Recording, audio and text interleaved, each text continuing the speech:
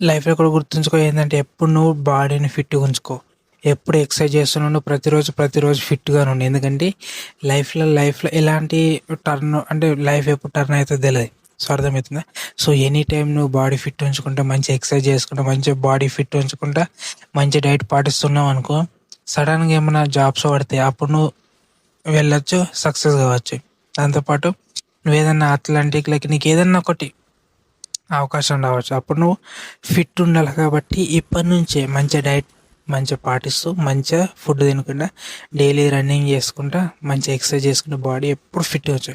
ఆడవాళ్ళైనా మగవాళ్ళైనా ఎవరైనా బాడీ ఫిట్గా ఉంచుకోరు. ఎందుకంటే మీ పని మీరు సొంతంగా చేసుకోవడానికి అండ్ మీ పని మీరు వెంటనే వేసుకోవడానికి మీ బాడీ సహకరిస్తుంది. నాకు ఏదైనా జాబ్కి అప్లై చేసినప్పుడు నేను ఎక్సర్సైజ్ చేస్తాను, జాబ్కి అప్లై చేసినప్పుడు నేను ప్రాక్టీస్ చేస్తా అంటే నడది.